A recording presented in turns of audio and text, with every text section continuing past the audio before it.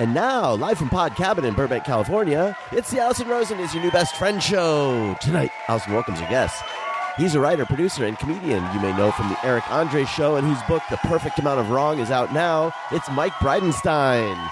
And she's a comedian who made her bedroom look like a hotel room, but it's even better because it's safe to touch the remote control.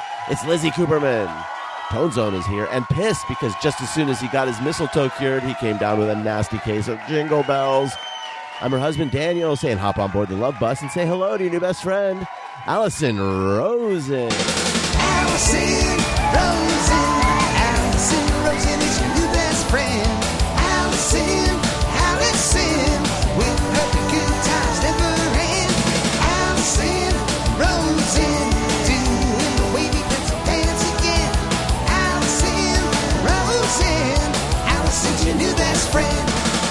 Hello, my little pfeffernooses. Welcome to another exciting episode of Allison Rosen is Your New Best Friend. That particular carbohydrate was sent in on Patreon by Ray Morgan, and he shares that his wife does not like them. No, his wife does like them. He doesn't, but I do like them. What is it? A pfeffernusse. I don't know what that is. Oh, well, let's get into that after we say hello to our guest. Hello, Mike Bridenstine. Yeah. Hello. Oh, my God.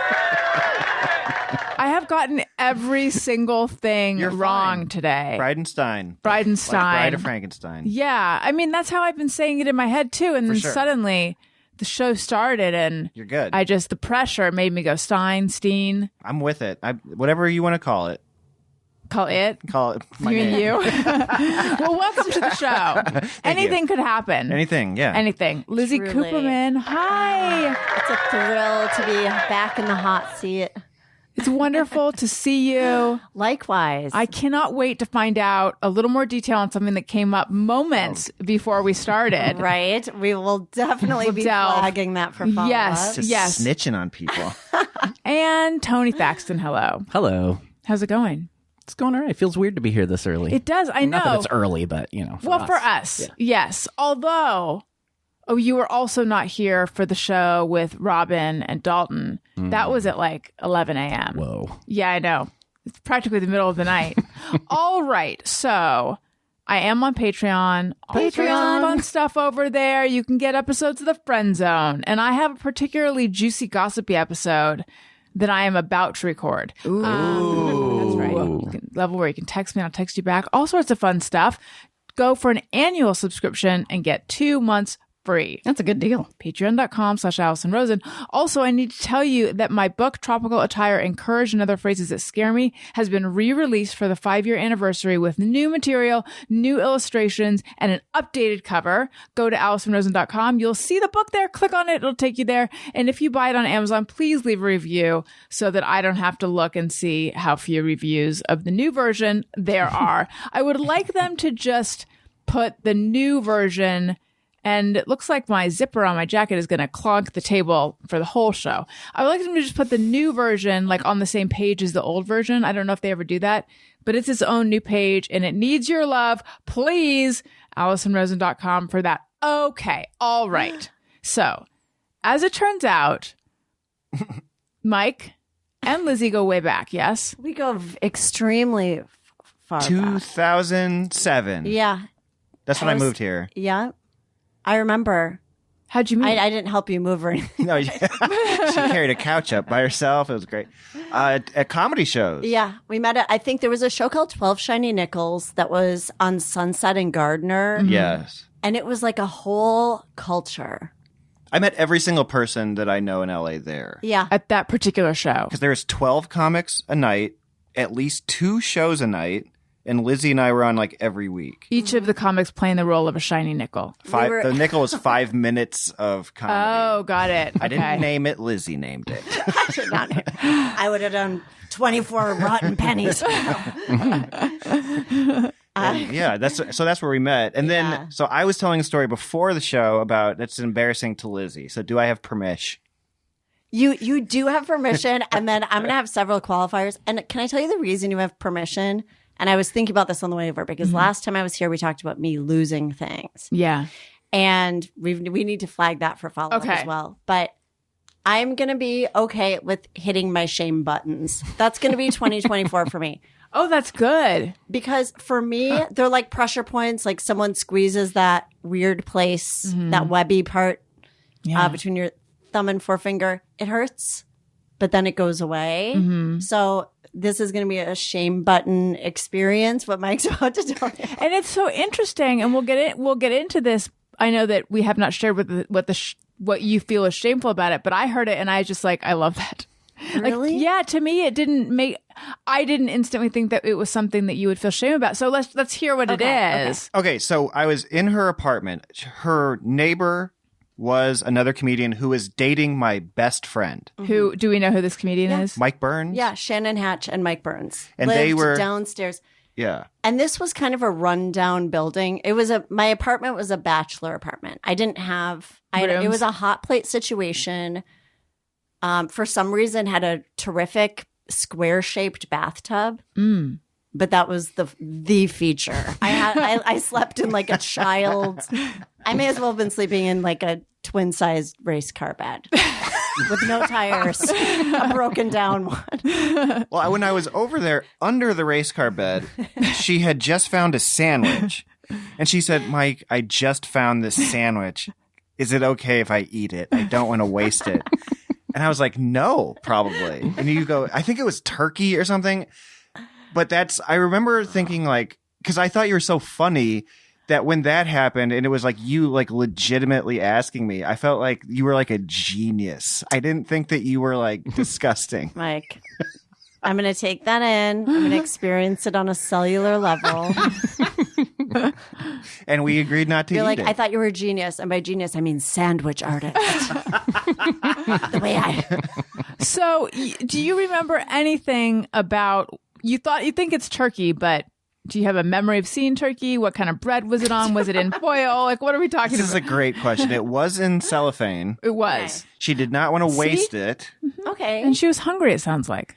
And it couldn't have been there. I don't remember there being mold on it. It didn't look like... This is so, it's possible I got it that morning. Right. I forgot about it, put it under the For safekeeping. You were thinking Where of we all bits. keep our sandwiches. like a hibernating bear. She hid it under the This was bed. a phase of my life where I was drawing on my sheets and stuff. I have these things called dream sheets where I was sleeping with giant pieces of muslin and then I was writing down my dreams in the morning on Sharpie. Like I said. Sharpie. Now, wouldn't my knowledge of muslin, wouldn't one line of Sharpie on there and then it's just oozing out? Not this. No, for Okay. whatever reason. It was left over from a play I was in where that they kind of use muslin as the backdrop and I just had it. So I'd been doing this for a while. I was doing that. I was living in a very reckless way. I think I thought in comedy it should be dangerous. I had more of probably a burnt out rock star mentality. You had a keyboard. I did have a keyboard. Then now sometimes I'm wow, that comedian planned. They I always take a picture of her set list when she does a show with me because it just looks like chaos. I really do think this about. I think you are a genius. I really do. Thank you. And so you being I just found this sandwich. Should I eat it? Goes along those lines. I think that's an art. That's an artist. That's a sandwich artist. That's a person writing down sandwich dreams in the night. I'm going to stick with it. But that's the type of person that I feel that was a good introduction for me to be whoa, she's just this tortured sandwich genius off stage and on stage. And Mike, I love that you remember that because Mike is a true archivist. And that's why this book is so special. Oh, yeah. I should mention that Mike is the author of The Perfect Amount of Wrong, The Rise of Alt Comedy on Chicago's North Side. And I was just thumbing through it because I just got my copy, forward by Pete Holmes, and then blurbed by everyone that you know. Sure, yeah. I asked all the big names. He's a hilarious comedian and also remembers jokes. He'll be remember in 2009, you had this joke about a valedictorian that was a I'm cyclops. psychotic like that, yeah. Yeah. I know where I met you, too. It was at Effin' Funny at an award show. I had just shown up to town and they were like, these are these awards. You got like female comedian of the year. And your speech, you walked out and you just started rambling. And I remember like not being able to believe anyone had that much confidence. And then but it was like in a funny way. The Scoomies. Something like that. Yeah, Scoomy Awards at Westwood Brewing Company. And Kinane won up and coming comedian of the year, and his speech was like, "I've been doing comedy for 10 years to get a up and coming award from a website." So funny. Oh my goodness! Those are the two things I remember from the Scoomies. Oh, yeah, the Scoomy Awards. Do you feel the sandwich was store bought? Whole show's gonna be about the sandwich. Sorry. Oh, did it look store bought or homemade? I already know the answer to that. Please. I mean, it looked store bought. Yeah. Okay. There's no. You weren't making a sandwich in the square bathtub. I don't remember the last. It did have. It was a square, but it had like a cutout, so it had room. You know, like a cutting board room. Yes, there was a full-on cutting board. I did my dishes in there. It was a big sandwich. It was like the type of thing you wouldn't want to throw out if it was still good. Was it a baguette style? Probably. Okay, I feel who's fancy. Okay. This is elevating the story a little bit. And was the apartment in France? Whatever cheese would impress you is what it was. Brie, probably. It was brie. Turkey and brie on a baguette. Maybe, wow. I mean, the story can't get any better. Wait, you know yourself. What kind of cheese would you get on your baguette? I ate the sandwich. And then I became the sandwich. I would probably be a Swiss person, maybe. Okay. Yeah. I mean, important breaking cheese news. I really didn't understand the Swiss hype for a long time. I have to admit, I just couldn't get behind it. I didn't like Swiss. I feel like Swiss has a lot of passionate followers. People are really into Swiss, I feel like. And I just wasn't one of them. But recently I've come around because in our quest to find cheap groceries, which is not going well, I'm about ready to throw in the towel and just go back to grocery delivery because it's just so much easier.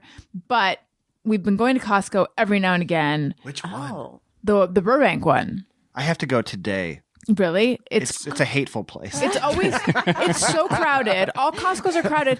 And what's your average Costco bill, would you say? Well, I'm buying it for my job. I'm the GM of the Lyric Hyperion. So I go there so it's in the 200s probably. See, and I'm buying it for my family and it's more expensive than that. But the one thing I do enjoy, they have like a Finlandia 4-pack of sliced cheese, and it's 4 different kinds of cheese.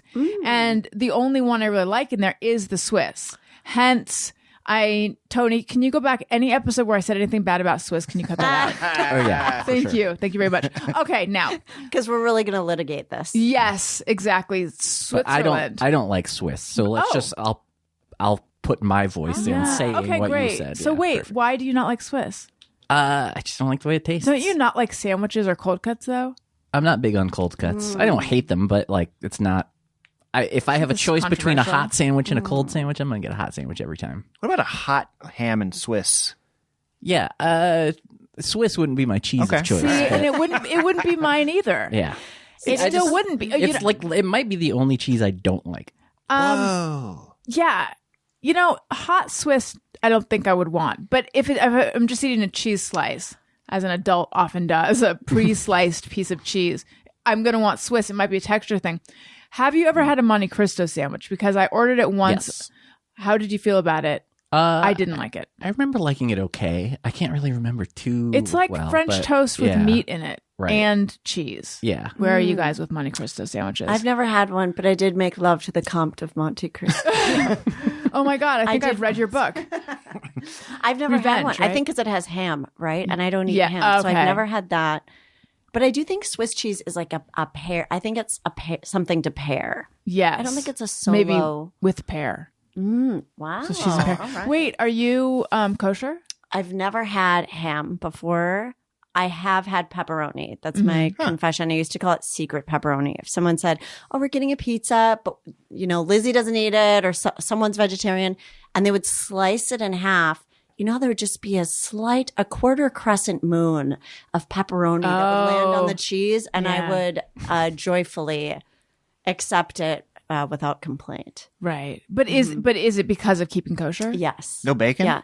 And now, no, I've never had real bacon before. I've had turkey bacon. But now I've become so obsessed with pigs lately that my entire Instagram like discovery page is pig videos. Tell me more.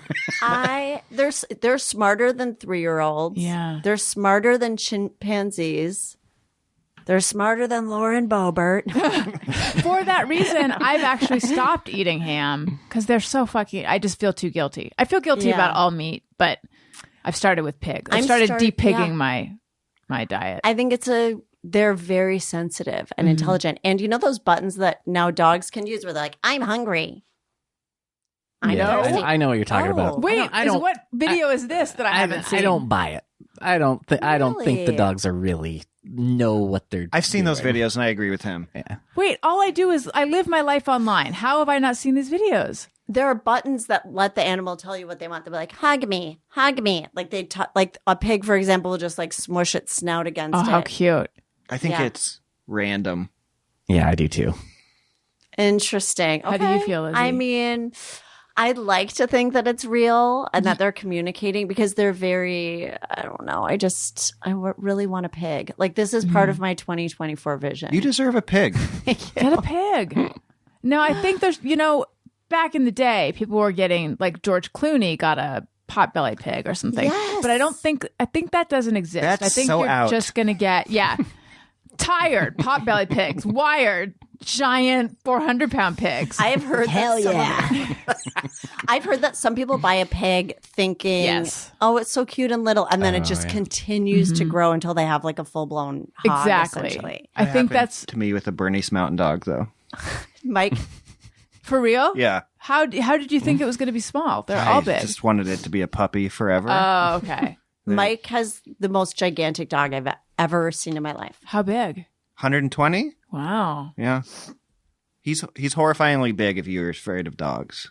Do you think he could press buttons? He would do it randomly, I think. But if you were like, he's always hungry. Like dogs are always. Yeah. I think that the pig is pushing the button, but I don't think it knows what it's. But say a dog like bats at something like open this cupboard or something. Like, don't dogs do things like that where they're like, I want this? They're not. I mean, they're showing you what they want. He's not very subtle. But if he can do that, then wouldn't you go, oh, every time I press this button, someone feeds me? I want to believe you. If there was a button where he would tell me what it was, like, yeah. But then again, every time there was like a firework would go off, he'd be like, "We're all gonna die!" Like it would be unfun a lot. You'd have to have a button that says that though, too. Yeah, so. or like the UPS guy comes and he's just like, "Fuck you, fuck you." Well, like Wendy, if she puts something in, if she picks up something that she's not supposed to have, we'll say drop it and then give her a treat. So now what she does is picks up something and she never eats it. It's just like a kid's toy or something, picks it up and then comes and like stands in front of you and like tries to get your attention and just waits you out until you give her a treat. And then she does it over and over again. And I think basically we've inadvertently trained her to put things she's not supposed to have in her mouth. And I don't know like how to undo that. It's not really a problem. Interesting. But like, yeah, she knows she gets a treat for this behavior that we don't want her to do. Right. Yeah, it's hard to undo. de-incentivize. Right. Okay. You have such an intimate relationship with this animal. The pig. No, I'm just saying like having a pet, because I haven't had a dog. But you took care In a of long giant time. poodles. Yes, I did take care of them. I developed strong relationships with them that felt like this is a lot. Mm-hmm. Like one of the dogs, I could feel his worry, his Yeah. grandfatherly worry. Mm-hmm. Yeah. I feel bad for him. Yeah, I know. What was he worried about? Like the gardener, these people had a gardener. The gardener would come and he would come and like put his hands around my neck. Oh. Unless he was like into choking. Heimlich. He was into Heimlich maneuver. To be specific. Right. Okay. Okay. Now, you said, I'm sorry, I'm not really going to do the sandwich the whole time, but I am going to ask this because you said that 2024 is about going to the shame buttons. But why do you feel shame about that? Because I think it's just an amusing story. I've had so many things come up lately that have been like exposed my greatest weakness, I feel like, which is my lack of being able to streamline my life. And at a certain point, I have to ask myself, are you going to streamline? Do you want streamlining or acceptance? Are you going to continue to fight the current of who you are and constantly act like getting your life in order is just this battlefield? Or are you just going to lie in bed and be like, I'm a raccoon. I'm a raccoon. I'm okay falling asleep with ginger chew wrappers on my chest. I want you to be the raccoon. Yeah, be the Really? everyone loves the raccoon. Yeah. Wait, Okay. but now by raccoon, what do you mean? Like, what is whatever the first thing you describe? What is streamlining your life versus like being yourself? What does that mean? I tried to become a minimalist at one point. A wave of things came back into my life. Papers, but like I just haven't gotten to the things. I think I'm going to use things. I know I'm probably not. Like, what do you do with like old CDs and stuff? Oh God, I am the worst. I mean, I'm like a few bad things happen to me and I'm a hoarder. Like I am almost a hoarder right now. So I'm the wrong person to ask. I am on your side of needing to know the answer. What do you guys do with old CDs? Mine are just in a binder at my parents' house. Yeah. Case Logic. Yeah. Yeah, I'd sold all mine to Amoeba years ago. So yours I don't think that. cases. Oh, So a raccoon doesn't keep the right. case. Right. Oh, Yeah, it's just loose in a book that I spilled a beer on in college, and they're all sticky and ruined anyway. Totally. See that? That's so funny. Yeah. Okay. Yeah, I don't really know you have any So- options there. So the raccoon it's just how I operate. A messy, like I'll go, I've got to do something. But I saw a clip online. There's this woman named Casey Davis who wrote this book. I believe that's her name, where she was like, just do what you can do and don't worry about it. It's not like I see, every time I look at a pile of laundry, I think, what is wrong with me? She's like, laundry moves in a cycle. So it can't always be clean and put away. And if I start to think of it in terms of cycles, I think that helps. yeah. And I'm in my garbage cycle. So I'm you trying- feel shame about not having like a tidy, neat life. Yes. I have shame about that. And just, yeah, like that found item and running a deli underneath my furniture. But I also, and last time I was on here, we talked about how I was trying to turn my bedroom into a hotel room. I need an update on that. So fun. I like this. I was like, I'm going to try to redecorate my room and make it Hotel room chic. I've made progress. I've actually made progress. I put bars on all the windows. No, I'm kidding. You have to use a key card to get Yeah, in. you have to use a key card. I have really bad conditioner now. Do you have like a tiny coffee maker that apparently other, people might have pissed in? Oh my God, the tiny coffee maker. I have a TV that just shows like vacation experiences. A Bible. And no, I hung up curtains. So I saw these online on Instagram. They look beautiful. I got curtains. I did not realize that I purchased blackout curtains. Oh. Smash cut to me waking up in the year 2052. I was like, where am I?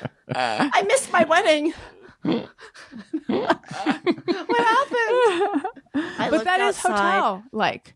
Yes, I got the curtains. I can't believe blackout curtains. It was a little dangerous in the beginning. I slept till like 2 p.m. You don't were know. waking up with the sun before this? Yeah, I think so.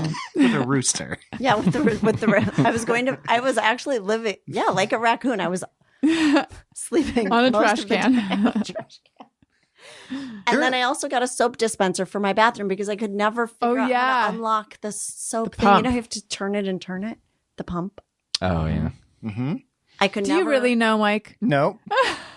I could So, he looked confused and then he went, I feel like I came in hot with the story that was before the show, so she's angry with me. So I'm trying to subtly make up for it. Oh, tell me, you've never not been able to open the soap and decide to dip the wand, rub the wand on your it's hand? always a nightmare for me, if I'm being honest. Okay. Yeah, I'm 4 years old when it comes to like domestic things. You're saying all of these things, and I'm just like a laundry nightmare person. There was a guy that my sister said she said to her boss, like, I want to lose weight. But she said, and her boss said to her, and she reported this back to me, no, you don't, or you would. People who want things actually do them. And that fucking destroyed me. And so like, I don't feel good about accepting anything ever. Like I don't accept any parts of me. Like if I don't change it, I feel like it's just like compartmentalized part of my shame personality as well. Maybe that's why we get along. I just want to say that guy can get fucked. Like there's an element of truth in that. Yeah.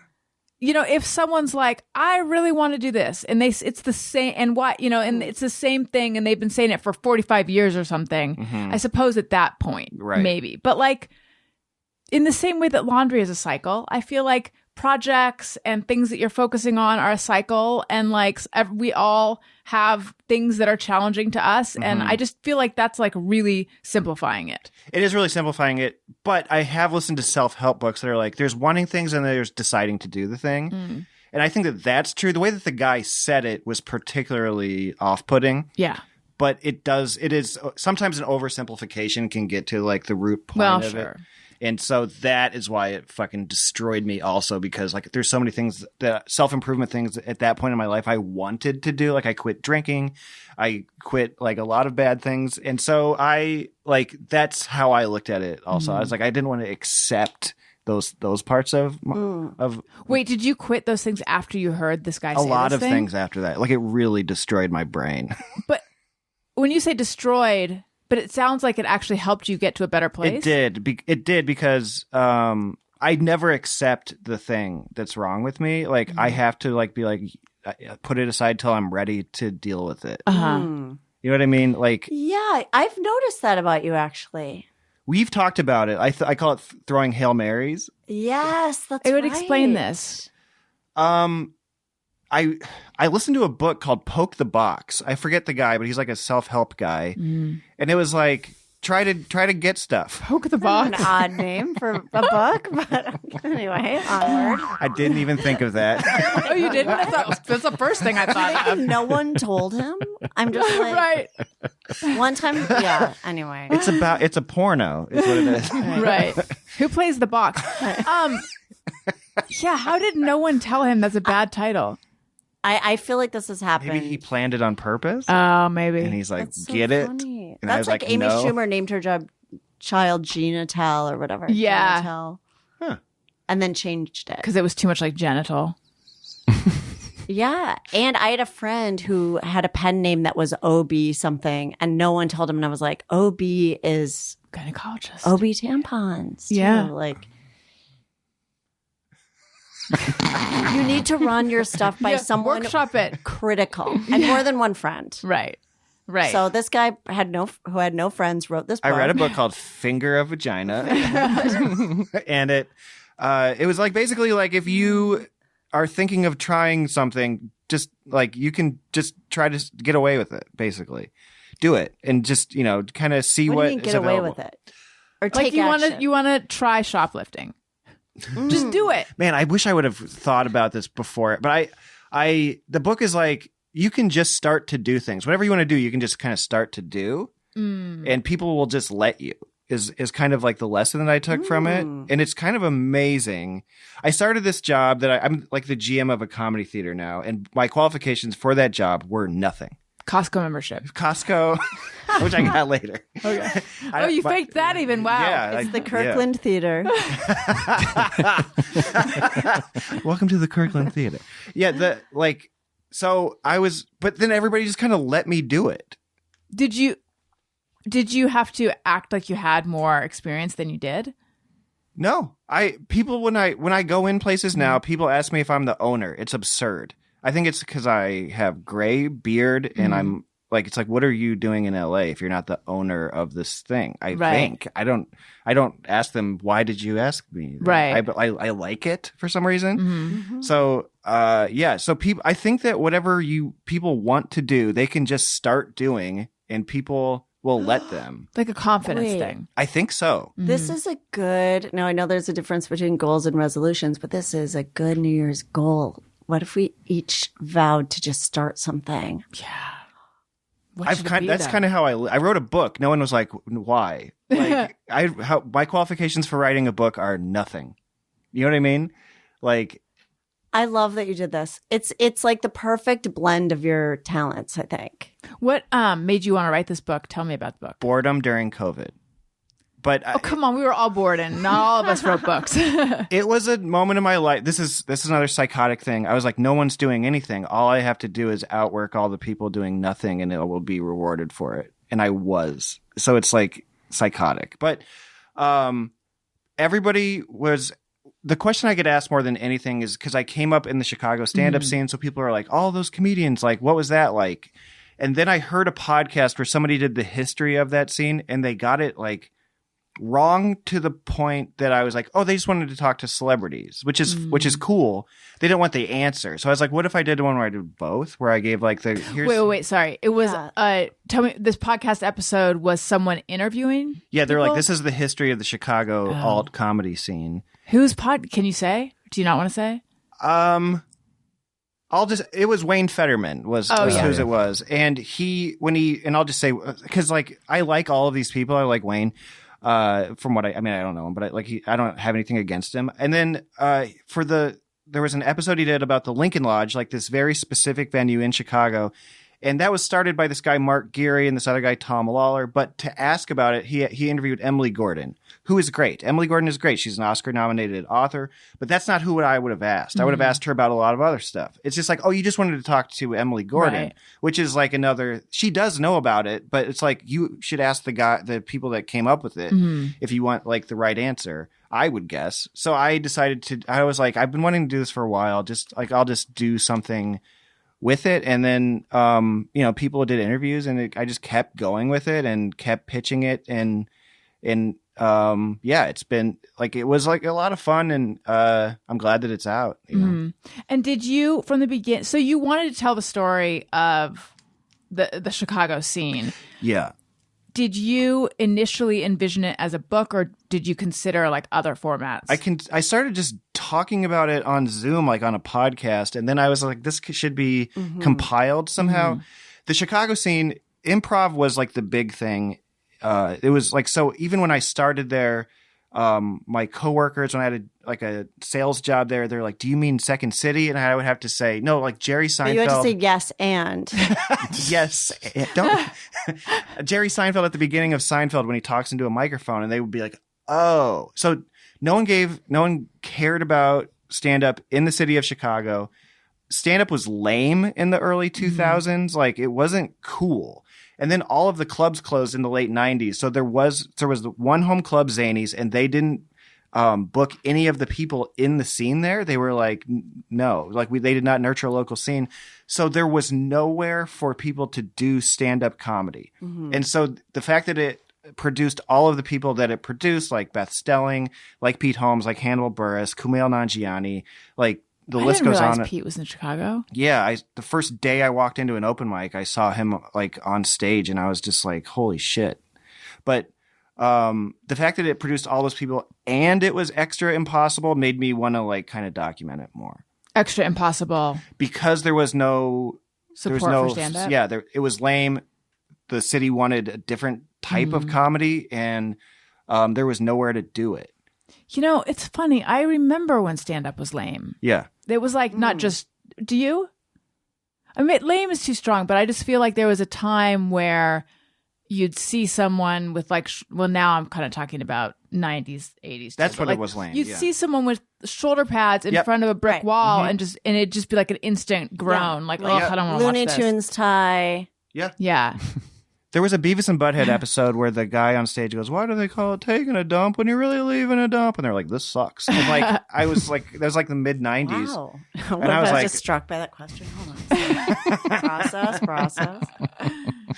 But at the beginning, when I first moved there from Iowa, it was either to go to Chicago or Minneapolis. And I kind of regretted not going to Minneapolis at first because a guy that had moved there was already getting like MC work at Acme. Who was that? John Lewis was his name, not the famous civil rights leader. But I didn't know John. Maybe that was after I left.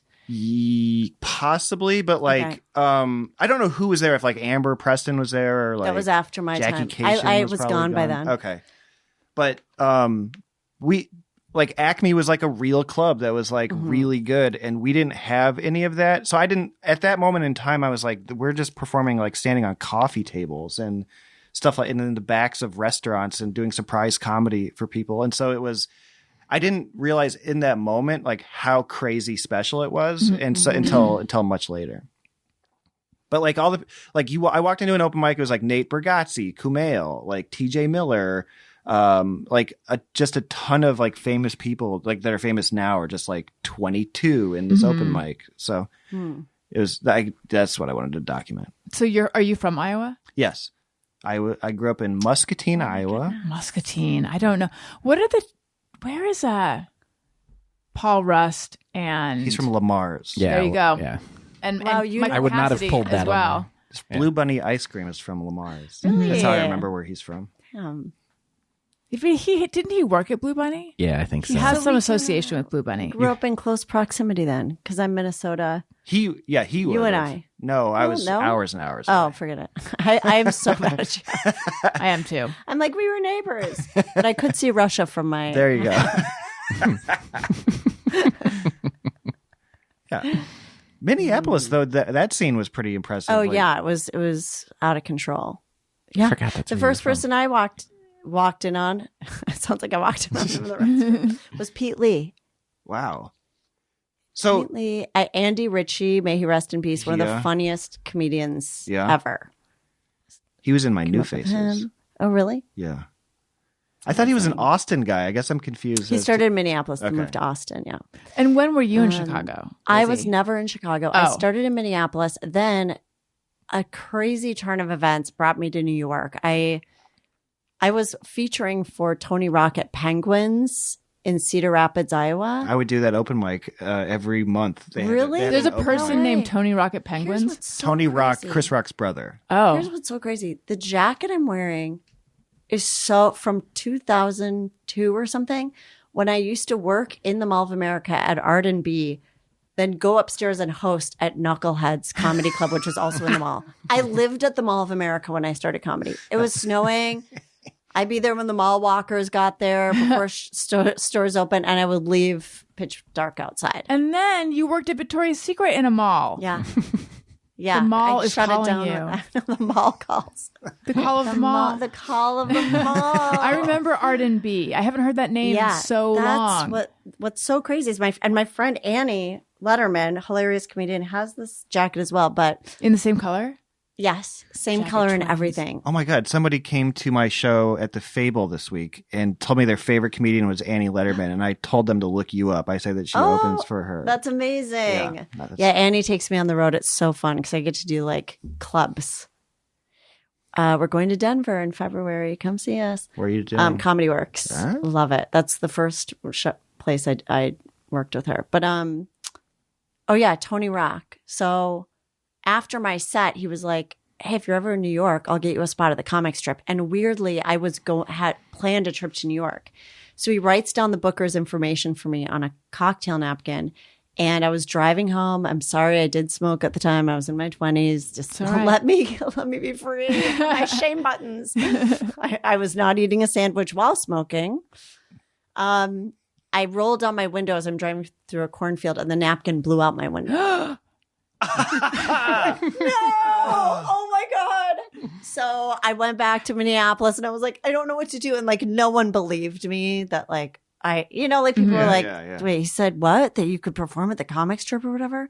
John Bush, who lived in Minneapolis, used to be a regular at the comic strip, called the guy, told him to book me. So I performed at the comic strip, and I got passed as a regular to work in that club.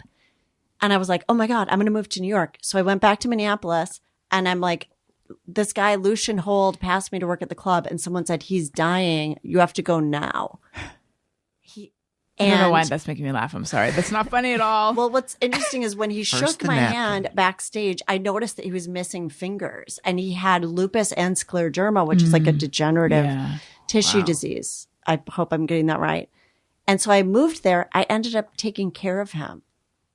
I was on a rotating, me and Carmen Lynch and some of the other New Yorkers. We would go bring him yogurt. We would make him yogurt, put blueberries in it. I remember exactly the whole thing. We would slice up melon, sit with him, watch a movie. And then he died while I was there. And then I moved to LA, I think not long after. I've had that thought before where somebody offers me like a pretty huge opportunity. I'm like, man, I hope they don't die.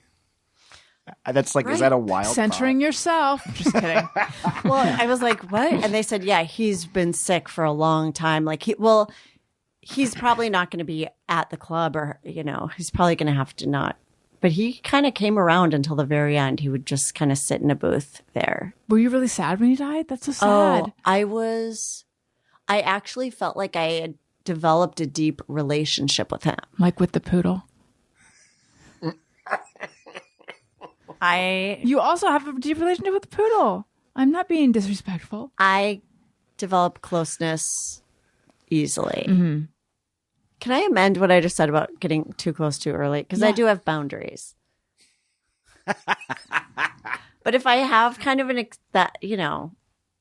I guess maybe I'm like a bit of a romantic, not in the sense of like a romantic relationship, but like, I feel like certain people, you're destined to meet them and at certain points in time and stuff. Well, it seems like he had a big effect on your career and like, that totally. Yeah. But I was just wondering because like, gosh, taking care of someone at the end and sitting with them and all that, and then losing them.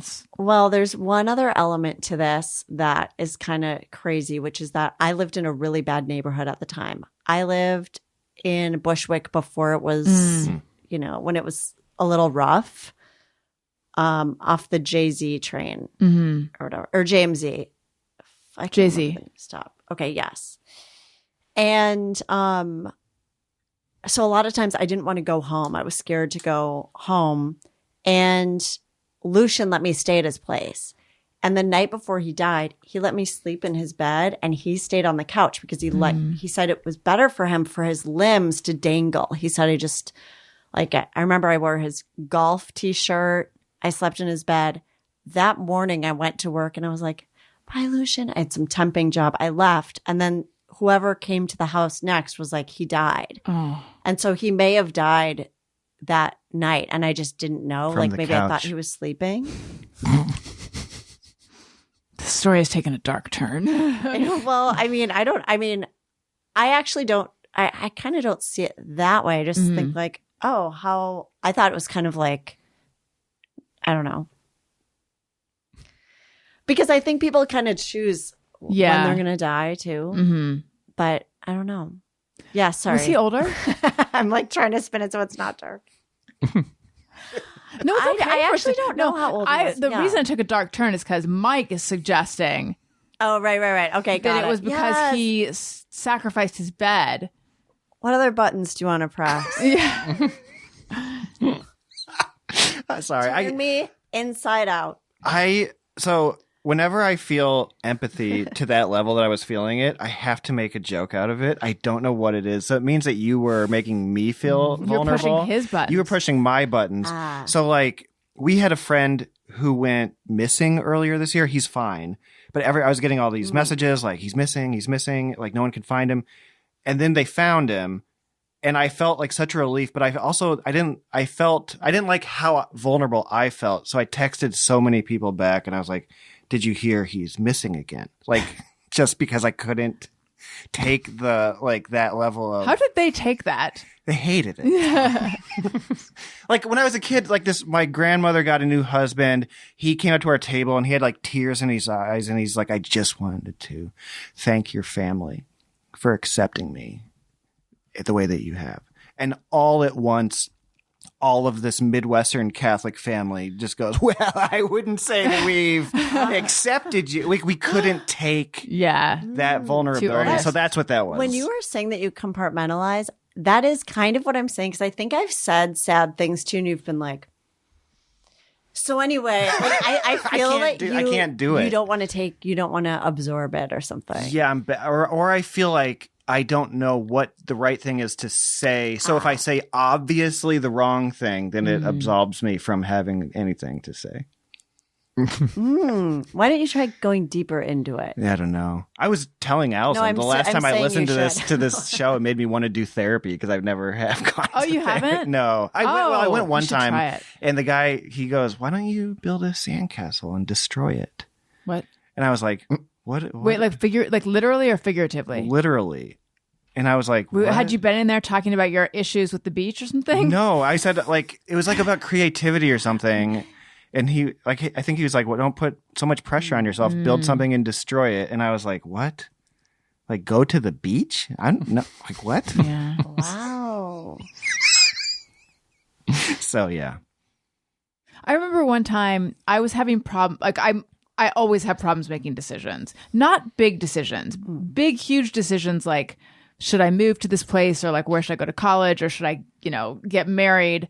Should I have kids? Those things are very, it's always been pretty clear to me. It's little inconsequential decisions that don't really matter that all of a sudden I place all this importance on, and then I get stuck trying to make these decisions. I've gotten better, but I remember discussing this with a therapist a long time ago, and she was like, why don't you like open a catalog or something, and on each page choose one item if you had to get one item. And I was thinking, well, that's really easy. That's going to be really easy for me. That's not, it's different. Yeah.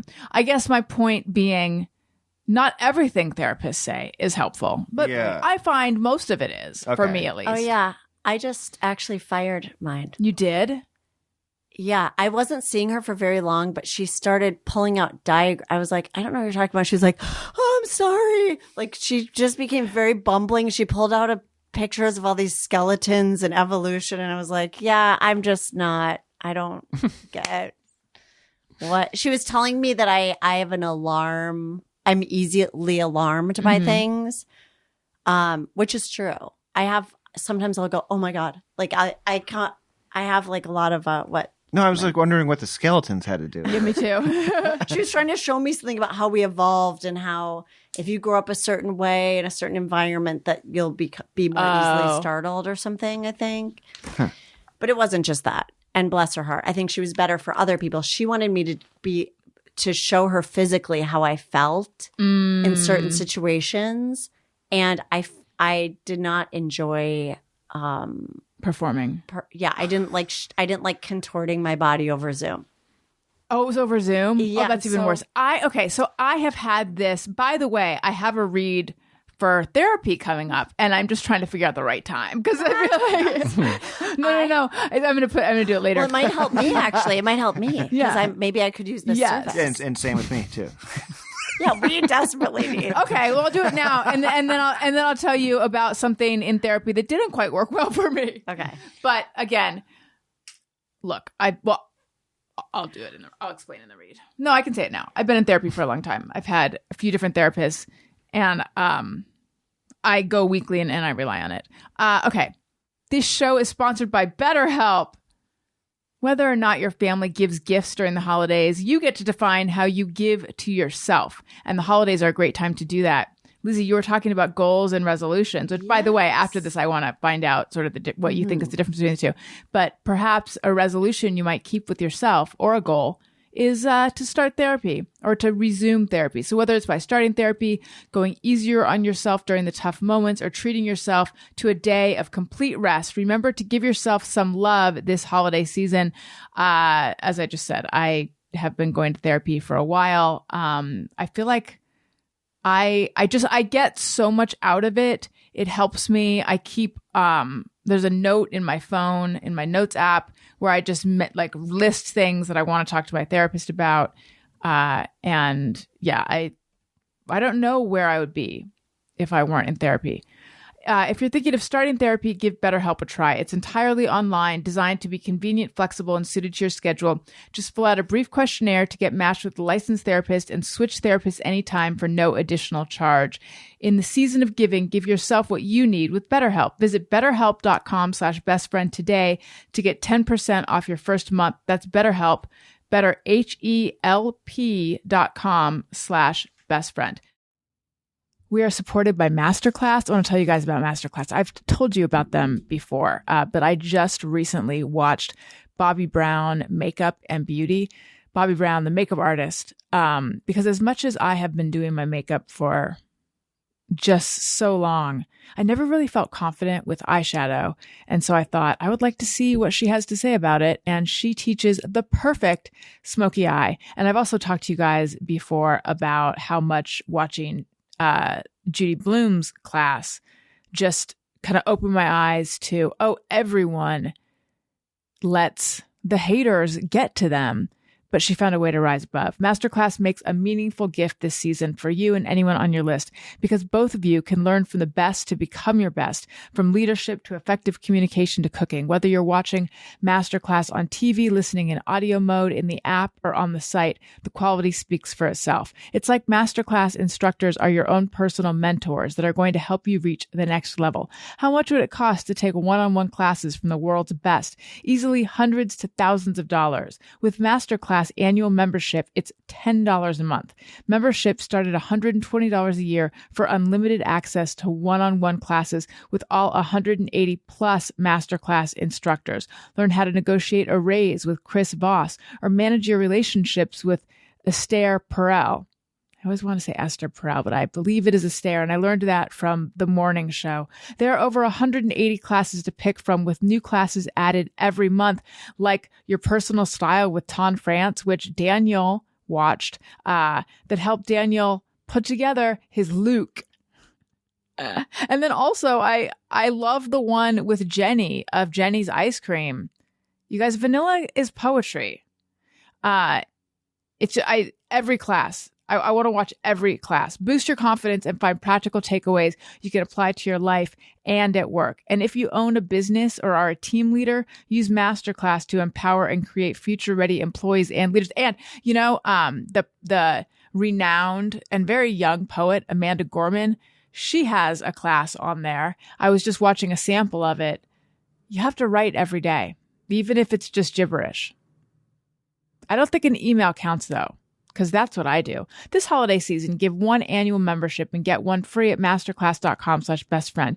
Right now, you can get 2 memberships for the price of one at masterclass.com/bestfriend. Masterclass.com/bestfriend. Offer terms apply. Okay, so when I was in therapy in New York, that therapist would occasionally be like, do you want to bring out your anger? And there was this big foam thing in the office and a tennis racket, like a very old fashioned tennis racket. And I think the idea was you'd yell and hit this thing with the tennis racket. And I never, ever wanted to do that. I wanted to get as far away as possible from that whole thing. It just didn't, that felt like a performance to me. Yeah. What if it had been pickleball? How would that have changed? That would have changed it for me. Yeah, I don't know.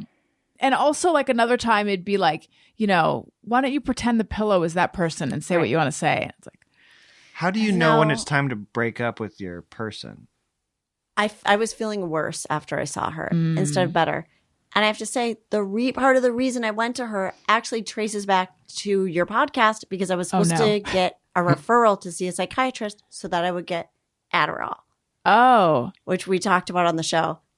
And instead of getting Adderall, and this was what I wanted to flag when I came in, I was like, there's something that happened last time, how I lost my wallet at the laundromat, and I accused the world of stealing it. Mm-hmm. And then they showed me the video footage and they were like, the thief was you. Okay.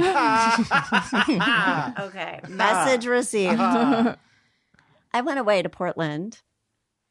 And the first night I lost my charger and my journal. Oh, geez. The second night, my cell phone. Oh. I lost all my possessions and they all floated back to me. Oh. like in really abstract, like someone found my charger, someone found my journal, brought it to my hotel. My phone I had left in an Uber. There's a pattern. Oh, yeah. It flew out the window of your car. It flew out the window. Oh, yeah. The Got sucked out the window, yeah. Yeah, it feels like everything is kind of like this mobile of like, woo. But I also need to get the tiles that I attach to the things. Which yeah. We talked about those, right. So this is a good reminder, being back here, because I wanted to go, growth is a spiral. You return to the same themes, but hopefully you're better next time. That's kind of from the artist way. Mm-hmm. And I was hoping that I would be in a better place this time. So I need to get those take tiles. care of my life. Wait, how did they return to you? How did these items return to you? A comedian brought me my charger and my notebook, met me at my hotel. The next night, I was at a show. I was having so much fun. I left the show. I was in an Uber with this lovely guy I met while I was there talking, having fun. Then get back to the hotel and I'm like, oh my God, where's my phone? The Uber driver, then the next day I went to T-Mobile and I was going to have to like figure out, do I get a burner phone for my sketchy, shady lifestyle? And then they called my phone. Oh, no. Does anyone want to hear this? I want to hear it. Really? Okay. Yeah. I have an Apple Watch. Why? I was conned. Oh, do you not use it? No, I like it, but they were like, it's free with your phone. But it wasn't really free. It turns out it's just kind of like more of a bill each month.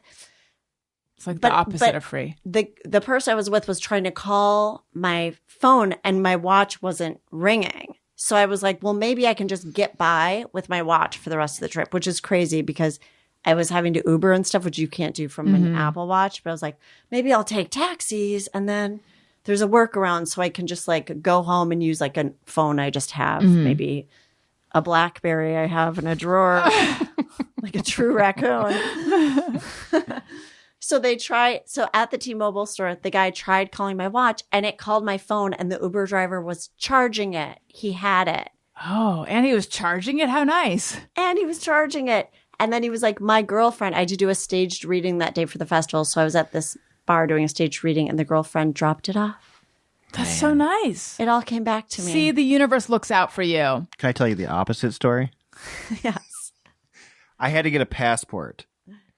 I got a phone call in the middle of a comedy show, and it's a cop, and he's like, do you know this name? And I said, no.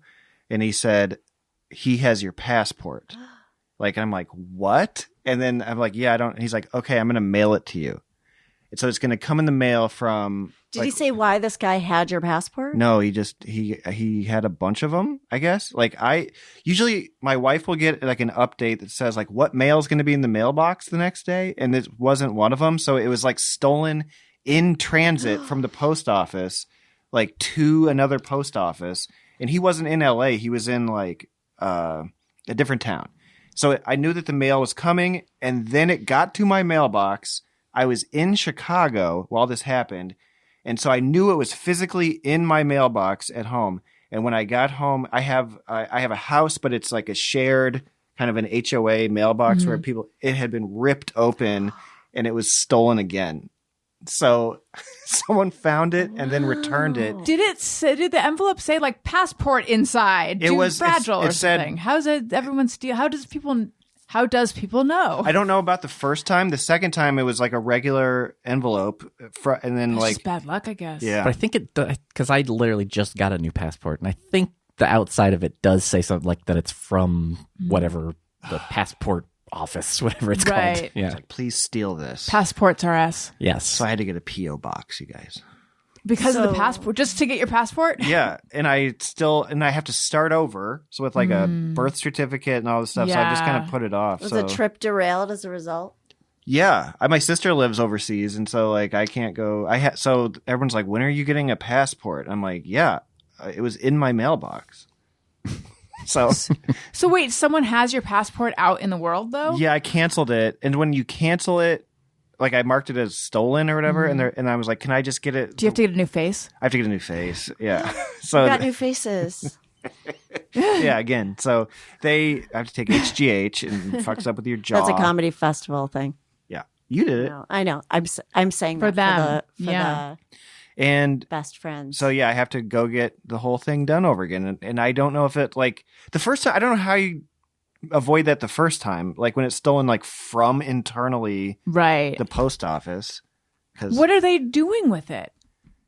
stealing your identity and then they're like, you better check free credit report like all the time. Wow. Oh, yeah, because a passport is like the powerful. Oh, so they're not trying to like travel somewhere with drugs in their butt with your passport or something. They're just, that's where my brain went or something. Yeah. They are just using it as like a form of identification, probably. Yes, to What if that get a inspired credit me? loan. I'm like, you can travel with drugs in your butt. You know, Light bulb moment. My mom traveled somewhere. She traveled back from seeing my sister, and she goes, "Drug dogs everywhere," which I think is so funny because like she's exaggerating it, but they just had drug dogs everywhere.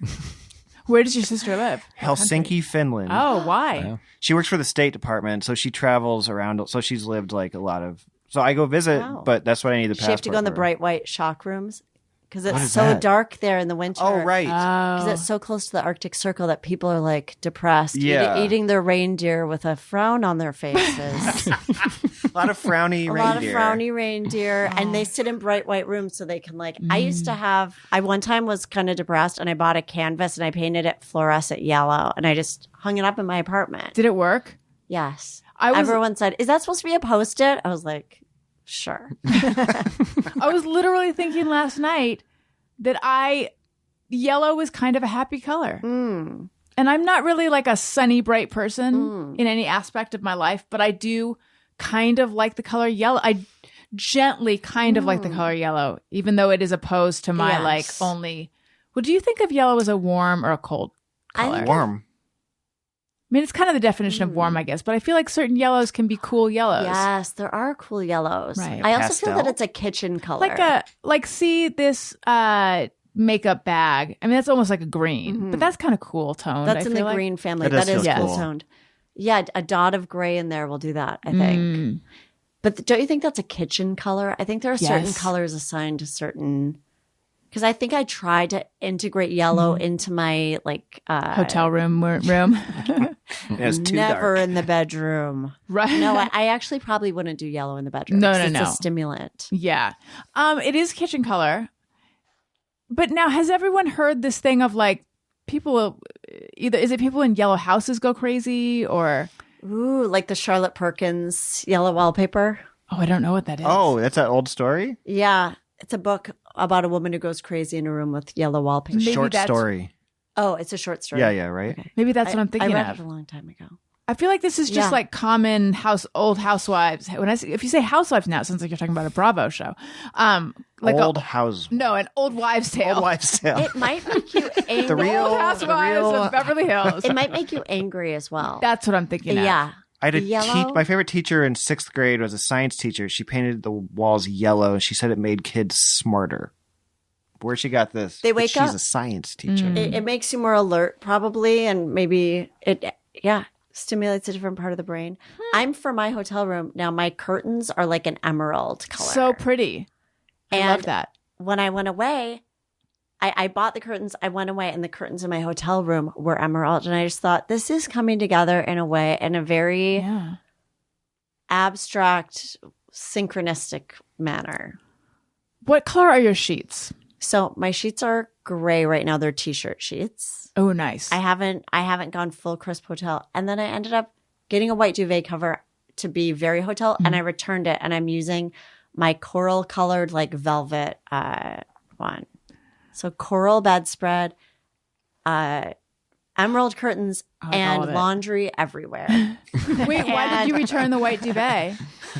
Because actually I was talking to Annie, and she was like, Lizzy, you use self tanner. You wear. I'm messy. I'm not menopausal. Things happen in the bed that are not conducive to a white duvet. Yeah. I guess I can see that. Although you can bleach a white duvet. Okay, I'm not going to do that. Like that. That's the thing. You can Sometimes get rid I'm of like, blood but with then- bleach. I don't even change the filter on my Brita. I'm probably drinking water that has soup in it.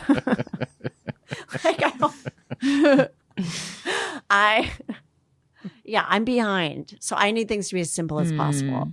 That's going to be part of the streamlining, I think. Okay. But the goal so streamlining, I think, would be, well, I don't know if that would be a goal or resolution. Yeah, so what's the difference? It's like when people go, I'm going to lose 10 pounds this year. That's a goal. I want to lose 10 pounds as a goal. I would like to stop eating chocolate, I think is more of a resolution because it's ongoing. I don't think a goal is stop eating chocolate because you don't reach a finite point. Right. Interesting. I think a resolution is I'd like to be more accepting of myself. I feel like a resolution is like a promise you keep with yourself, and a goal is aspirational, maybe. I think a goal has a set point where it can be it's measured. achieved. Yeah. So I don't think I could end a year and go, I achieved self-acceptance, because I'm sure I would, if it was go to the gym every day, I think that's a goal that at the end you could say I did it or I broke my goal. It's binary. You either did it or you didn't. Right. So, yeah. I can't believe it's this time of the year already. Like, the end of the year is upon us. You know what December feels like in LA to me? December to me feels like an empty theater. You're just kind of That's kind of perfect. sitting there on the stage. You can kind of hear someone tinkering with the lights. You'll never see their face. Just kind of sitting there like that, that swelling darkness. And it's kind of beautiful. You kind of get filled with like the night sky because everything's. No, are you talking about because it's about to be a fresh musical, or 2024, or because like people have checked out? People have checked out. Yeah. People check out Thanksgiving weekend and barely come back, I feel like. Yeah. Is it just over? Like, is the year just over The in year LA? is effectively over. Okay. Because this guy, so there's like a potential writing opportunity for me. And this last week, the guy was like, oh, so great. You know, someone put me in touch with it. Like, oh, so great to be in touch with you, blah, blah, blah. Let's talk early next week, which would have been the beginning of last week because he was traveling. And then I didn't hear anything, which is fine. But I am now like, should I follow up or should I wait? Oh, but I think it's because it's the end of the year. The age-old question. I think I'll wait a couple more days. I'm not concerned that it's going to go away or anything. But I think that he got distracted. He got distracted. Yeah. That's usually the answer. I don't want to look too eager. I got shit going know. on, you know? Yeah. I think about when people are like that to me. Someone said, hey, what time is the thing tonight?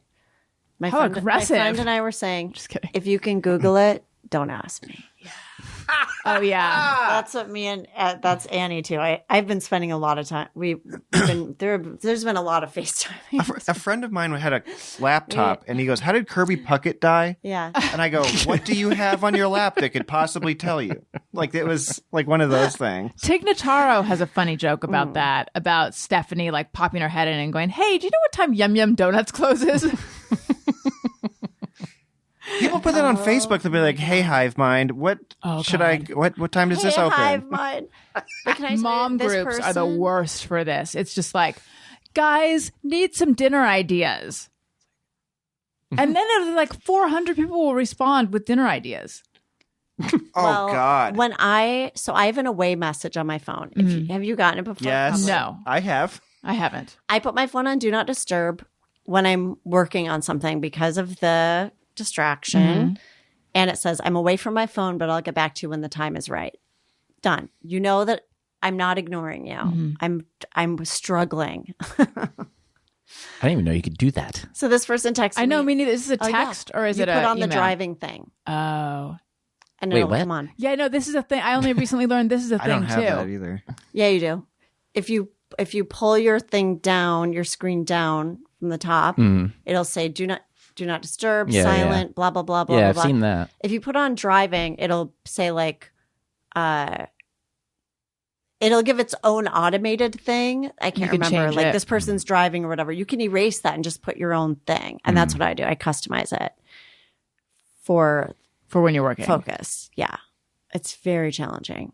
I mean, I have like full on phantom limb iPhone Oh yes. thing. Like I'll be like, I close Instagram and then I scroll and then I open it up immediately, like Yeah. automatically. Yeah. Like, I just closed this. Yeah. I have a huge problem. Get out of here. I'm trying to open same. threads. Wait, but you brought that up to this person said, well, they were supposed to be helping me with something. It's fine that I talk about it. I'm not afraid of you. And I don't think you're listening. What time is the thing tonight? Oh, right. And I was recording someone else's show, so my away message came up, and then they emphasized it. What? Exclamation points. And I was like, And they could have just looked no, it up. no. Yeah. It's on my Instagram stories. It's on my website. It's on the theater thing. No, you don't You work know? for them. Right. People I want know. a social Google then. They want you to tell them the answers. Right. Is that banter? Yeah. What time is it at? Yeah. Yeah. Do you ever Anyway. get people like you ever do a tour date? Because this will happen when I go play shows. Like let's say I played a show in Denver, and then like the next day, somebody will like tweet me and be like, "When are you guys coming to Denver?" Oh, It's like, all Were your the ears time. ringing, sir? all the time. yeah. I have a homemade website where I list every single show. It's like you took the time to ask. There's that. an extra step. One Yeah. extra step. Yeah. Why don't you just pay attention? It drives me crazy, but I probably do it also. I was just in Austin the day I left. Like, I couldn't think of anybody I knew in Austin. The day I left, like, 2 different people were like, why didn't you? Oh yeah, I do that all the time. Also, My feeling, if you're a performer, this is for me. I don't even like to know who's coming to the show. I would rather people not go, "We're coming tonight." I want to be surprised and just deal Yeah. in the moment, because if I think of who's going to be there, it creates some odd potion in my head that I don't want in Interesting. there. I do a thing. My wife was like, it's your birthday. You did my birthday show this year. So fun. So she like invited all these people that like I'm friends with. And I was like, I don't want to know. Basically, my brain automatically goes like, who's not here and how much do I hate them? So you take it personally, yeah. Yeah, I enjoy the people who are here literally singing happy birthday to me. Oh. Yeah, So it's- that was all for naught. I appreciate you being in the show. I've had my It favorite just comedians wasn't do the enough show. to really get in there, right. to really do it for him. It bothers me that I am like that, though. I think That's It interesting. sounds like it bothers Lizzie too. it does. I shouldn't have told Lizzie, the We're person who really was there. airing out a lot. I love an airing of grievances. It's as though we've unwrapped the cellophane of our relationship and inspected. yeah, deciding to now keep you're inside. Do we eat this? Does it nourish us or does it make us sick? Tony, I think it is time to do iTunes comments of the week. Now, normally Daniel would read the negative one, but I'm going to need someone in this room. I'm going to ask Lizzie to read it. Okay, I can't wait to read these Okay. nasty comments. Allison wants your iTunes comments. Allison wants them, yes she does. Please leave her some iTunes comments and don't forget to click 5 stars. All right. Now, the first one, I'm realizing most of the people in this room won't know the reference, but I do. Okay, so there's a bunch of it's hella good. There's a bunch of avocados, the little emoji, and then it says check out the garage. Oh yeah, check out the garage. Oh yeah, it's a big. Get out of here, you motherfucker. All right. Now, not everyone feels so warm towards the show that they want to send in a nice comment with a bunch of inside podcast jokes. For example, some people feel like this. They give anybody a podcast these days. This chick will be gone soon. I'm so sick of basic people thinking they're special. Oh my God. Wow. What is One the star. Oh my God. I think the headline is couldn't make it through an episode or something like that. All I can see is couldn't make it th ... Well, I'm sure I'll be gone any day now. as a basic Shelby, person. like in what way? It's such a self-own. That's Like, it's actually- like I'm gonna comment on it. It's like I don't know. I feel like negative comments are always a self-own. Right. Like Alice, it's not commenting on your podcast. Right. Well, maybe I should. Well, thank you for sharing your feedback, positive and negative. Again, I just want to say, if you're someone who listens regularly and feels negatively sometimes, I would urge you to do a 5-star review, but keep the words negative, because then you're not hurting the show that you love to hate. Although I think this is a genuine hater. I have some funny haters, but I think this is like a genuine hater. But do leave your comments. I love to read them, and I do believe they help the show. No one knows how this algorithm works, but I do think they help the show. Okay, I think it might be time for Podcast Pals product picks. That's not what I thought you were going to say. Oh, what did you think I was going to I say? thought you were going to say just me or everyone. No. But anyway. Podcast Pals product picks. All right, who has a thing to recommend? Oh, is this a newer segment? Yes. Oh, yes, it was in the Love that. email. Oh, I'm so sorry. That's okay. I don't see emails. I have what's called email blindness. Oh my God. Well, Is it? of course, I want to recommend Mike's book. I'd also like to recommend Aparna Nancherla's book, Unreliable Narrator, Me, Myself, and Imposter Syndrome. And yeah, it's really resonating with me. Also, there's a very weird song called We've Lost Dancing. Do you know this song? Mm-mm. Who's it by? I think the artist is called Marea, Marea. But when I was working at Victoria's Secret, as a result of my podcast, I have to qualify it. They played it. It was part of the mix there.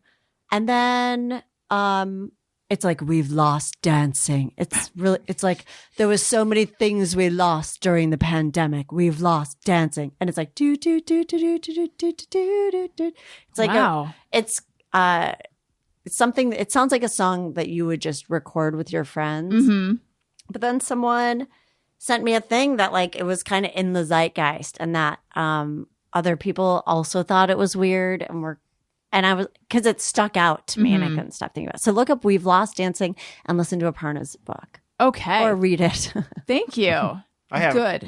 On the fly, too. I commend that. you. Yes. Jamie Loftus has a book called Raw Dog, which I really enjoyed that. I listened to it also on Audible. She, during 2021, took a tour around the country trying all of the famous hot dogs. It's a culinary journey. It is a cultural critique. It is like a comments about capitalism. She goes hard in the paint. I really enjoyed it. It's like probably my favorite book I read or listened to this year. Mm-hmm. And then, okay, I'm late to the game by a lot on this one, but the Up series, it's a British docuseries that started in the 60s, where they take 7-year-old children and they interview them, and then they follow up with them every 7 years. Oh, wow. And now they're all 70 years old. Oh, my God. And so They've been doing this for they've done that many nine years? of Wow. them. Wow. And it's kind of fascinating because they pick rich British kids at private schools. They pick poor kids from the East End of London. They take kids who are in the country, and like they ask these rich kids, like, what are you going to do? Like, what do you want to be?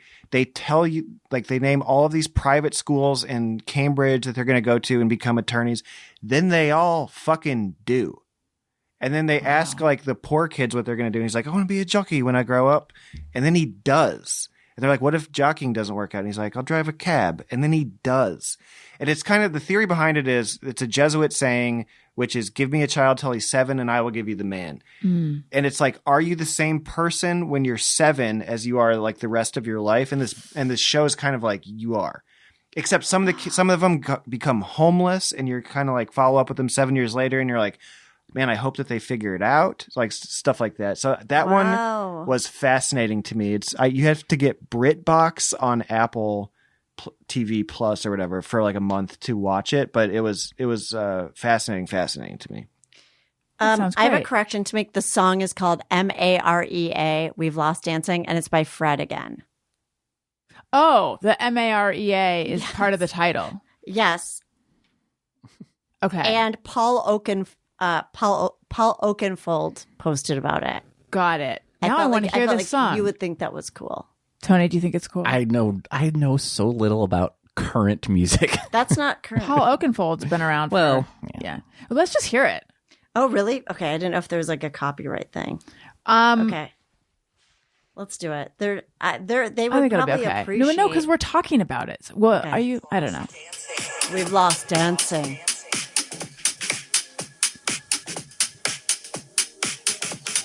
This year we've had to lose our space. We've lost dancing.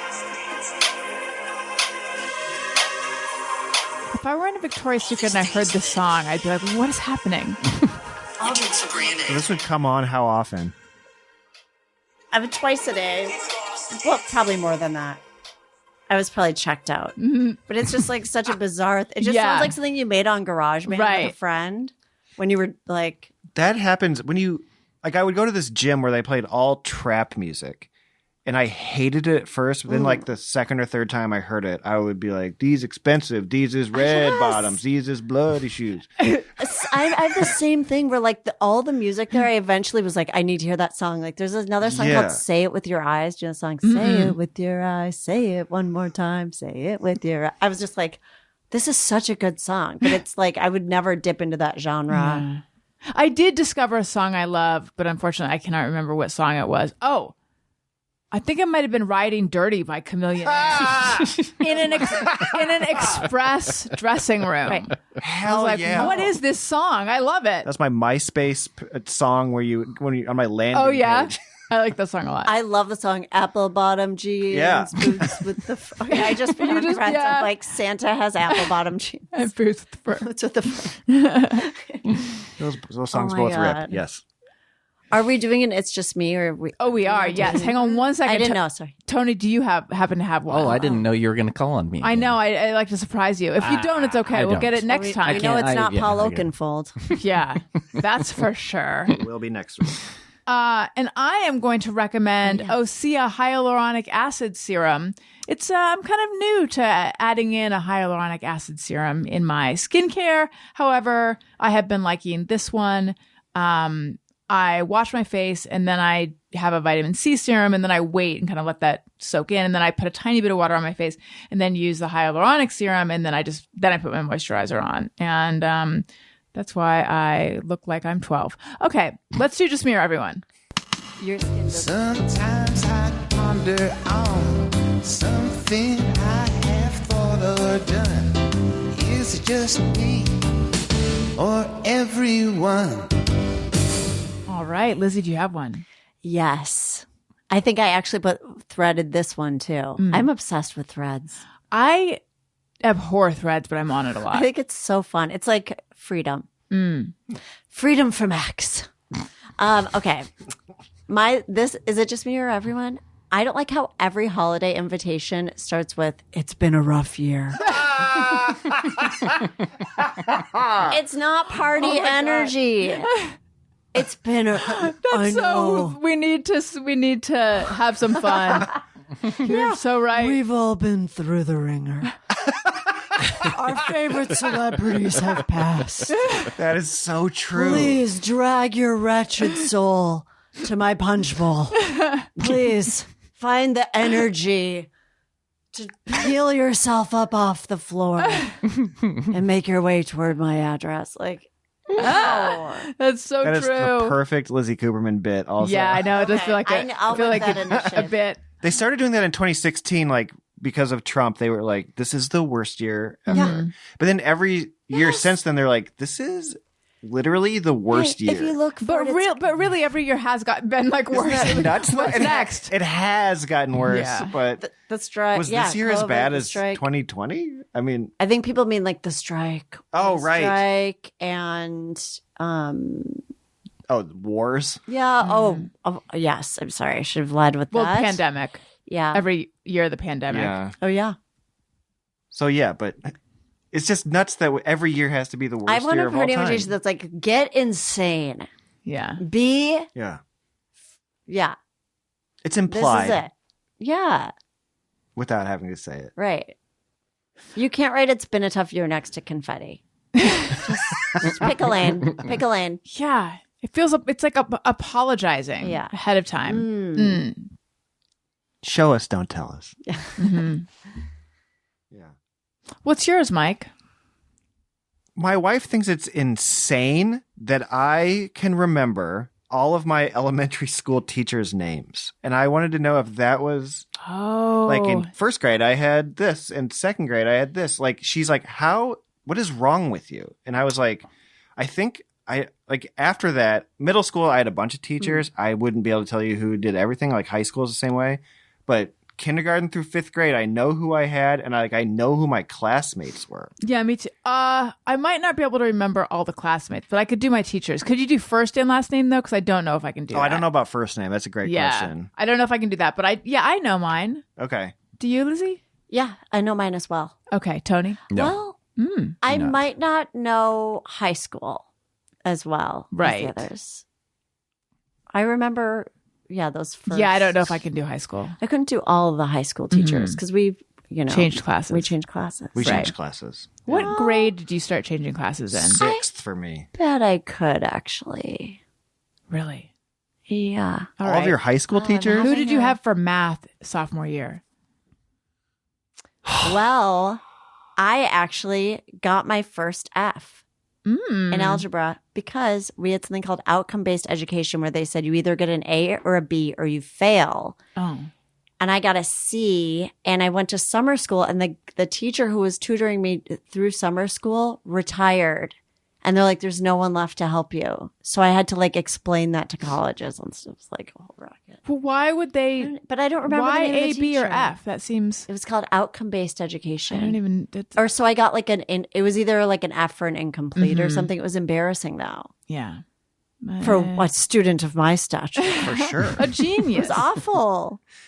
A sandwich genius. Yeah. they A should've- sandwich genius. They should have assessed your level was of creativity writing and thought maybe parabolas. math is not what we should be. I was writing parabolas on my sheets every morning when I woke up. I dreamt of this. I dreamt of an ellipse last Yeah, but I can't think of who my sophomore math teacher was, so I'm out Okay. on that. So like English teachers had a huge impact on me. Sure. And I remained friends with and all the theater people. You're still friends with your teachers? I love remained that. friends with one of my teachers until like a couple of years ago. I should reach out. Well, that's dork shit, Lizzie. Well, those people got me into theater, and I felt like I could go to them, and they would, they were like, I loved the English teachers of Minneapolis is a whole subset of glorious. I had personalities. perfect attendance every year of elementary school because at the end, they stood. I was the only kid, so I You stood never up. missed a day ever. No. Oh my God. So I and you're saying stood that's up. dork shit to Lizzie? Yeah. Cool as fuck.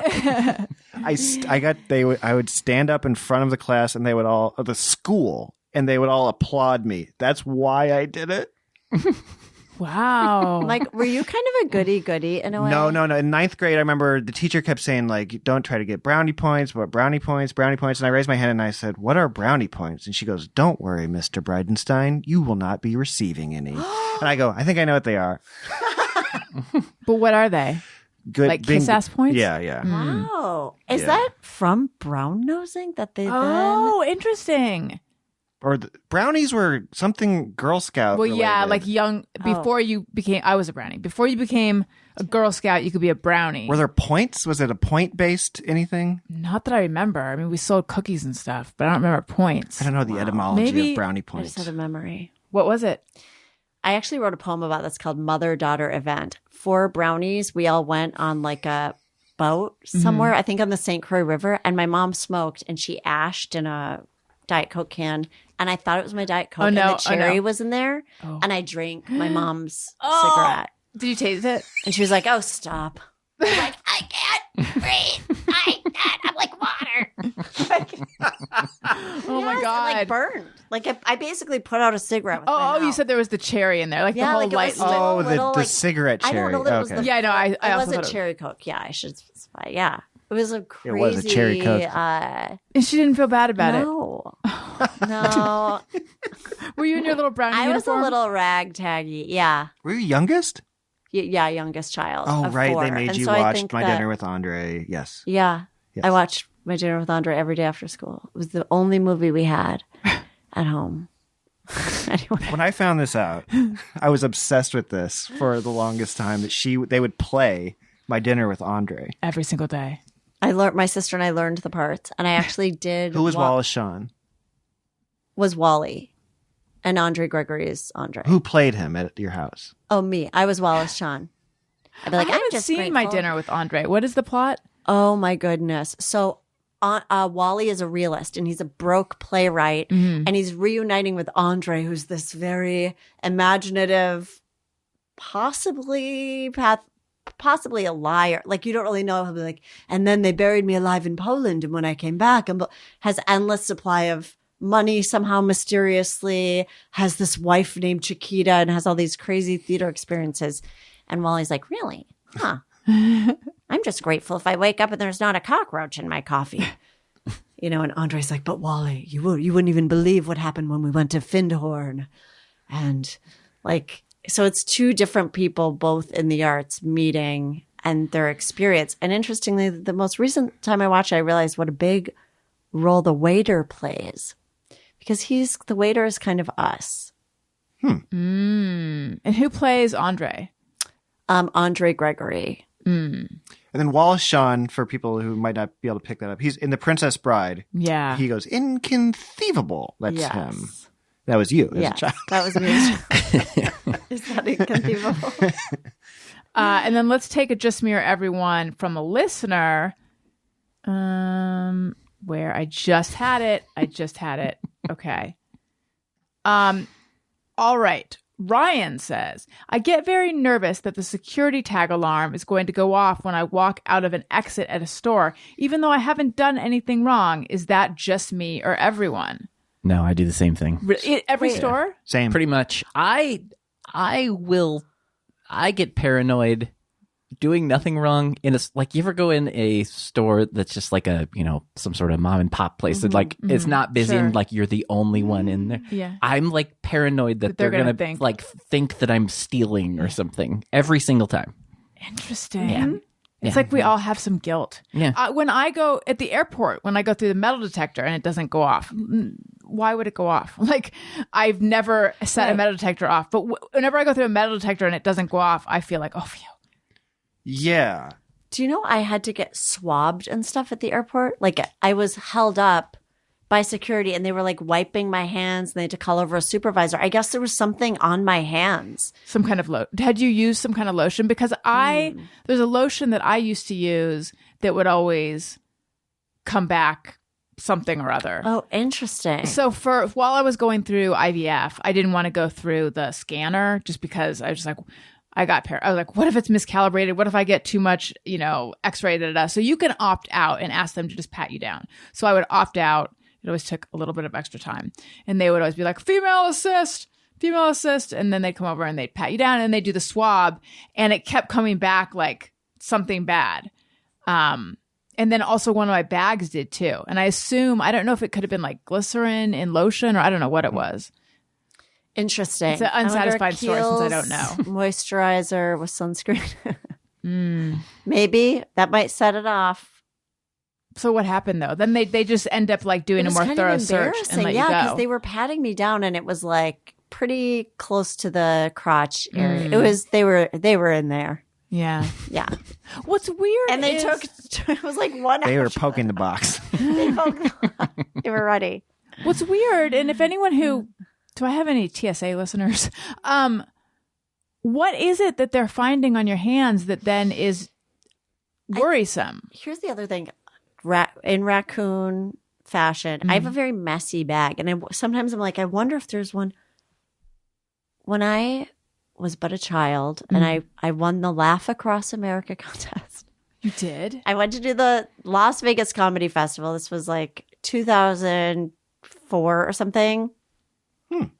It was the day after 4th of July and I'd gone to a crazy party and someone put fireworks in my backpack and I didn't know that. Oh my God. And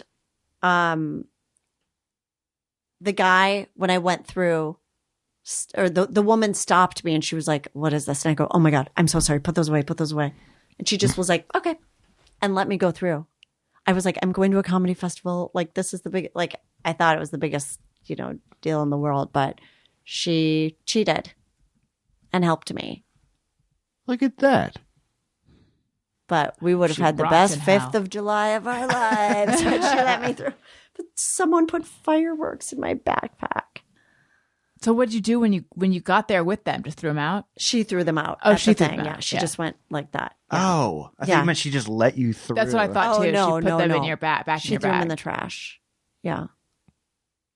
Then maybe she had a party of her own.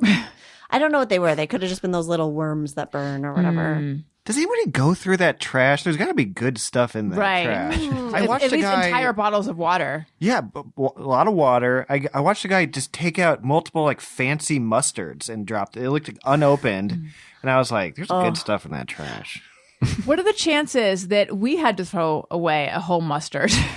We were flying back from Hawaii. Daniel had purchased I know. I was literally going to say, who's traveling with mustard? I know, it's so weird. We had purchased like passion fruit. He bought passion fruit mustard. And didn't realize you can't bring it in your carry-on. Yeah. So we had to throw it out. A whole thing of passion fruit mustard. Food. You're right. Not mustard. It's like a gel. Above the size Or limit? liquid. Yeah. I mean, and it wasn't a huge thing, but it was like big enough that, yeah. The only other option would have been to go buy like 4,500 sandwiches and slather them in mustard and bring them all on. Now, mustard is one thing that elevates Swiss. That's a Swiss elevator. It totally is. Guys, this has been too much fun. Thank you so much. I love being here. I love that you were able to do this show. And I told you, there were people in Portland who were like, we're fans of Allison. We heard you on Allison Rosen when I was there. I got the bump. I forgot. Yeah, you mentioned that in an email, and then I forgot to follow up. I love that. Yeah. Did they seem lovely and nice? The nicest people ever. Yes. I love that. And they said they heard you on here. Yeah. They were like, we listened to you on Allison Rosen. And they were so If you're listening, lovely. if these specific people are listening, announce yourselves so I can say, oh, I love that. We love that. Yes. Yeah. Mike, where might we find you? Plug whatever you'd like to plug. Instagram is good, at Mike Bridenstine on Instagram. I have a book that you can get on Amazon while you're reviewing and rating Allison's new 5-year anniversary book. You can go there and check out The Perfect Amount of Wrong. That's where I would like you to go. Wonderful. Lizzy?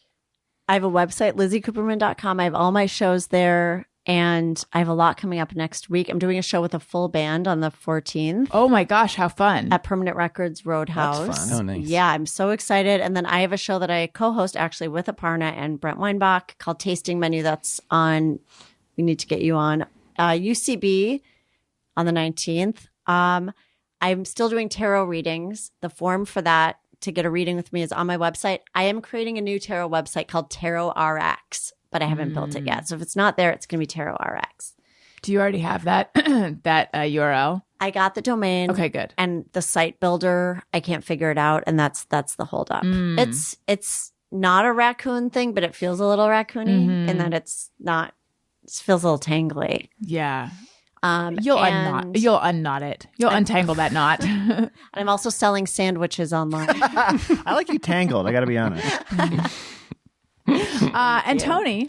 Instagram at Tony Thaxton. Bizarre Albums every Tuesday. Motion City Soundtrack be on tour starting New Year's Eve on the East Coast and Midwest. Wonderful. Yes. And you guys, subscribe to my newsletter. It's a ton of fun. Subscribe or sign up for my Patreon. And then I have my other Patreon that I do with Todd Perry, my former Upworthy Weekly co-host. And that is Allison and Todd After Hours. And you can and listen to Childish, please. Find all this stuff at allisonslinks.com. Which forwards to my link tree, which you can get in my Instagram bio. But I felt like it was a little cumbersome to explain all that. And I kept talking about it on the show. And then a listener bought allisonslinks.com and sent it to me. And here we are. Oh, my goodness. Thank you so much, everyone. Listeners, thank you for listening. I love you. You matter. Goodbye. Hey, do you know about the Allison Rosen Show?